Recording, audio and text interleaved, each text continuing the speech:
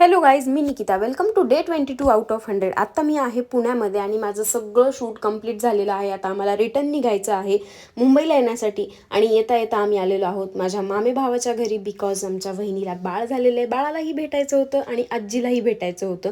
आणि तो मेन पुण्यामध्ये राहतो.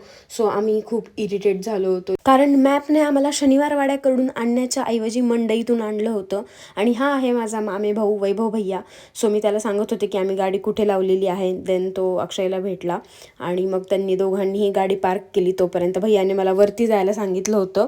वरती आल्यानंतर ना तुम्ही पाहू शकताय, इतकी सुंदर बिल्डिंग आहे. आतमध्ये इतकं छान असं घर असेल असं बिलकुलही वाटत नाही.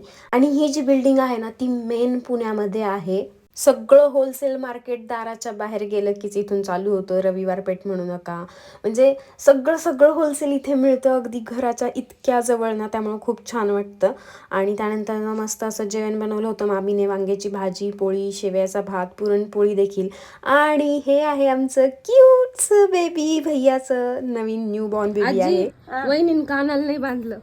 काय काय कानाला नाही बांधलं वहिनींनी.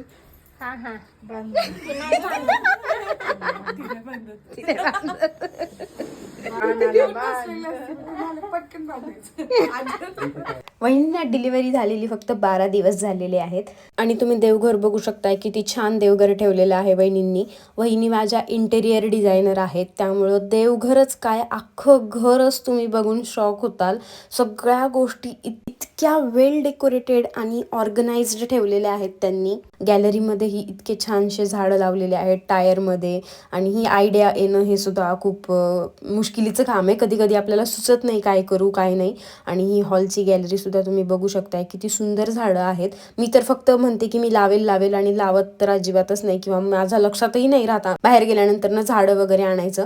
घर छान डेकोरेट करणं, ते मेंटेन करणं ही सुद्धा एक कलाच असते. आणि ही कला सर्वांनाच अवगत असते असं अजिबात नाहीये. यासाठी खरंच खूप डोकं लागतं.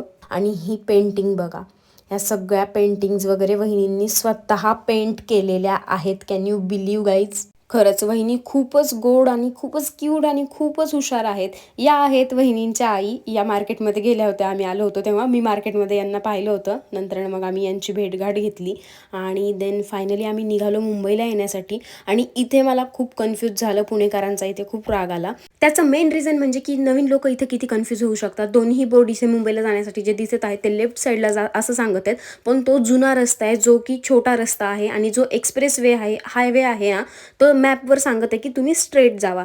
तर समजा जर तुम्ही इथे नवीन असताना तुम्हाला माहीत नसेल ना, तर तुम्ही खूप जास्त कन्फ्यूज होणार आहात.